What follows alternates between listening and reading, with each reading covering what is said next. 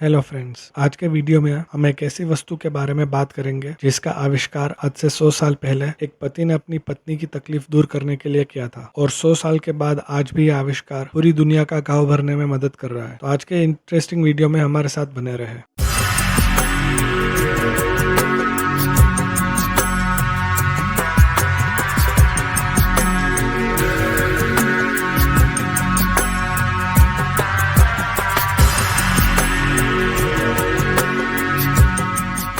एक बार साल 1920 में यूएसए के न्यू जर्सी में अर्ल डिक्सन नाम के 28 साल के नौकरी पेशा आदमी ने देखा कि उसकी पत्नी जोसेफाइन को घर के और किचन के अलग अलग काम करते समय चोटें लग रही थी, जैसे कि किचन में काम करते समय चाकू से उंगली कट जाना वगैरह। जिस कंपनी में अर्ल डिक्सन नौकरी करता था वहाँ पर उसका काम कंपनी के लिए कॉटन खरीदना रहता था, जिसमें से कंपनी गोज नाम का एक खास प्रकार का कपड़ा बनाती थी जो कि एक पारदर्शी कपड़ा होता था और जिसका यूज जनरली हॉस्पिटल्स और क्लिनिक्स में होता था। इसी तरह का एक कपड़ा अर्ल डिक्सन अपने घर पर लेकर आया और उसमें से एक टुकड़ा काटकर अपनी पत्नी के घाव पर लगा दिया। लेकिन कुछ समय बाद क्योंकि वो पट्टी इतनी नरम और पतली थी कि वो घाव पर ठीक से टिक नहीं पाई, घाव पर से बहुत कमजोर होने लगी थी, इसलिए वो पट्टी बार बार खिसक जाती थी, जिससे घाव को ठीक होने में ज्यादा समय लगता था। कुछ समय तक अर्ल डिक्सन ने गोश्त के कपड़े से ही पट्टी बनाई और अपनी पत्नी के घाव पर बांध दी, लेकिन कुछ ज्यादा फर्क नहीं पड़ा। तब एक दिन इस समस्या के लिए अर्ल डिक्सन ने गोश्त के कपड़े को स्क्वायर शेप में काट दिया और इस तरह बहुत सारे टुकड़े उसने तैयार कर दिया। इसके बाद इन सारे टुकड़ों को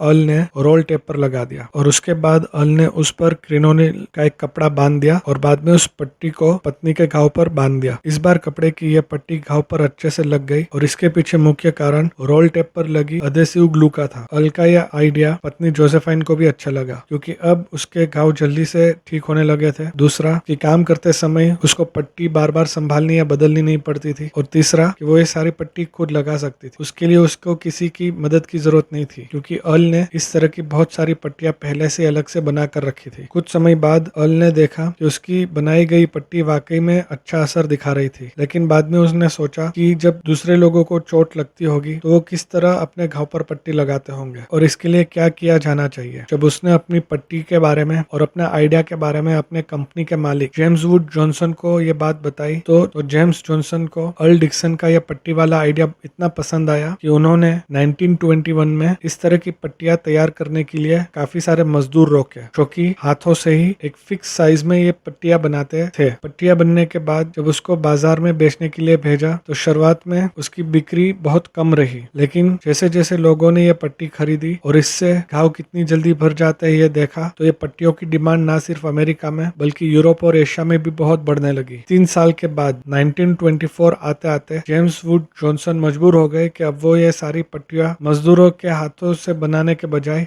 मशीन से बनाए और जब मशीन से इतनी सारी पट्टियां बनने लगी और बिकने लगी तब कंपनी को इतना ज्यादा फायदा हुआ कि जेम्स वुड जॉनसन ने अर्ल डिक्सन को 1929 में कंपनी के बोर्ड ऑफ डायरेक्टर्स में शामिल किया। इसके बाद 1931 में अर्ल डिक्सन को कंपनी का असिस्टेंट वाइस प्रेसिडेंट बनाया और 1932 में उसे कंपनी का वाइस प्रेसिडेंट तक बनाया। 1921 से लेकर आज तक की तारीख तक ये पट्टी उस कंपनी की बहुत सारी प्रोडक्ट में से एक बहुत ही खास प्रोडक्ट बनकर रह गई, जिसे आज हम बैंडेड के नाम से बेहतर जानते हैं। और अर्ल डिक्सन ने जिस कंपनी में नौकरी करते हुए अपना आइडिया उससे दिया था वो कंपनी दुनिया की जानी मानी wellness company Johnson and Johnson थी, जो दुनिया के 60 से भी ज्यादा देशों में अपने प्रोडक्ट्स बनाती है, जिसमें से ज्यादातर products baby product, health products, medical device या दूसरे वेलनेस प्रोडक्ट्स होते हैं और जिसकी बिक्री दुनिया के 175 से भी ज्यादा देशों में होती है। 1957 में अर्ल डिक्सन ने जॉनसन एंड जॉनसन कंपनी से रिटायरमेंट ले ली। उसके रिटायरमेंट तक जॉनसन एंड जॉनसन कंपनी ने दुनिया भर में $30 मिलियन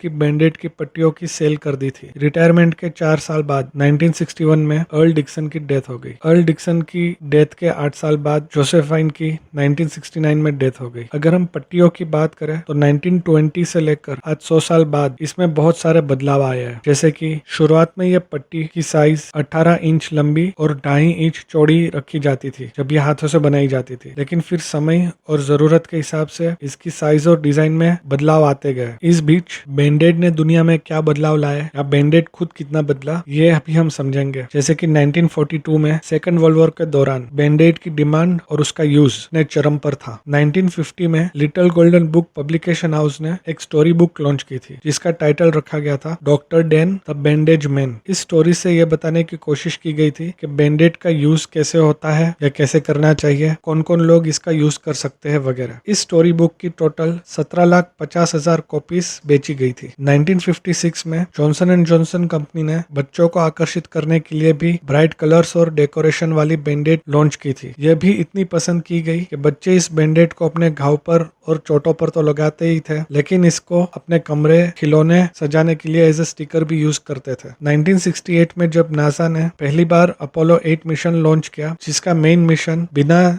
मून पर उतरे उसके चक्कर लगाकर वापस अर्थ पर आना था, तब उन सारे एस्ट्रोनॉट्स की मेडिकल किट में बैंडेज रखी गई थी। और उसके अगले ही साल 1969 में जब अपोलो 11 मून पर उतरा था, जिसमें एक सदस्य नील आर्मस्ट्रांग भी थे, उस समय भी मेडिकल किट में बैंडेज रखी गई थी। यह भी कंपनी के लिए एक बहुत ही अहम साल साबित हुआ था। 1997 में जॉनसन एंड जॉनसन ने एंटीबायोटिक बैंडेज लॉन्च की थी। 2002 में कंपनी ने लिक्विड बैंडेज लॉन्च की थी, जो कि घाव को गंदगी और जर्म्स से दूर रखता था, लेकिन इस बैंडेज में काफी नमी भी होती थी जो कि घाव को जल्द से जल्द ठीक करती थी। 2017 में कंपनी ने किनफ्लेक्स बैंडेज लॉन्च की थी, जिसे टच स्क्रीन बैंडेज भी कहा जाता है, जिसे लगाकर अगर इस पर पानी भी गिरता है तो भी कम से कम समय में सूख जाती है। और ये पट्टी इतनी पतली है, इसको लगाने के बाद अगर कोई व्यक्ति अपना स्मार्टफोन भी यूज करती है तो फोन में स्क्रॉलिंग करते हुए इस बात का बिल्कुल एहसास नहीं होता कि उंगली या हथेली पर कहीं पर पट्टी लगाई गई है। इतना ही नहीं, आज हर मेडिकल किट और फर्स्ट एड बॉक्स में बैंडेज ने अपनी एक परमानेंट जगह बना ली है। अर्ल डिक्सन ने बैंडेज का आविष्कार अपनी पत्नी की तकलीफ दूर करने के लिए किया था, लेकिन इसका फायदा आज पूरी दुनिया को मिल रहा है। अगर आपको ये जानकारी अच्छी लगी हो, हमारी मेहनत अच्छी लगी हो, तो प्लीज वीडियो को लाइक करें और इसको अपने फ्रेंड्स और फैमिली के साथ ज्यादा से ज्यादा शेयर करें। और अगर आप आगे ऐसी तरह की इंटरेस्टिंग वीडियो देखना चाहते हैं तो चैनल को सब्सक्राइब कीजिए और साथ ही बेल आइकन बटन दबा दीजिए। अभी के लिए इतना ही। Have a good day.